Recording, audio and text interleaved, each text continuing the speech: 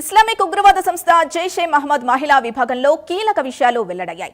దాదాపు 5,000 మంది మహిళల్ని తీవ్రవాదులుగా తయారు చేస్తున్నారు.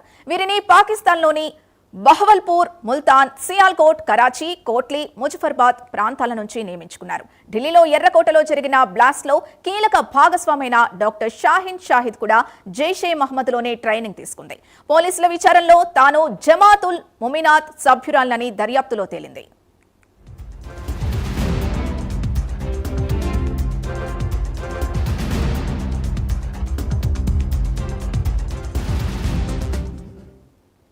అక్టోబర్ 8 నుంచి జైషే ప్రధాన కార్యాలయంలో జమాతుల్ ముమినాత్ బ్రిగేడ్ కోసం నియామకాలు ప్రారంభించినట్లు నిఘా వర్గాలు వెల్లడించాయి. ఇందులో భాగంగా పాకిస్తాన్లోని 5,000 మందికి రిక్రూట్ చేసుకున్నారు. ముఖ్యంగా ఆత్మాహుతి దాడులు చేసుకునేందుకు తయారు చేస్తున్నారు. వీరికి కఠినమైన ట్రైనింగ్ ఇస్తున్నారు. భర్త, కుటుంబ సభ్యుల్లోని మగవాళ్లతో తప్ప మిగతా వారితో మాట్లాడకూడదని ఆంక్షలు పెట్టారు.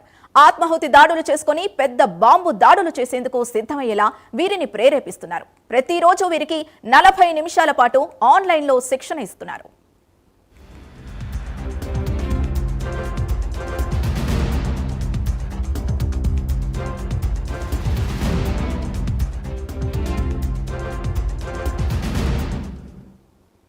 ఆత్మాహుతి దాడుల కోసం తయారు చేస్తున్న మహిళల టీంకు మసూద్ అజర్ సోదరి సాదియా అజర్ నాయకురాలిగా ఉన్నారు. ఈ ఆత్మాహుతి దాడిలో తయారవుతున్న ప్రతి మహిళ నుంచి 500 చొప్పున విరాళాల్ని సేకరిస్తున్నారు. ఆన్లైన్ క్లాసులకు ఆఫిరా బీబీ నేతృత్వం వహిస్తున్నట్లు సమాచారం. ఈవిడ పుల్వామా ఉగ్రవాదుల సూత్రధారి ఉమర్ ఫరూక్ భార్య. జైషే మహమ్మద్ టాప్ కమాండర్ అయిన ఉమర్ 2019 మార్చిలో కశ్మీర్లో జరిగిన ఎన్కౌంటర్లో హతమయ్యాడు.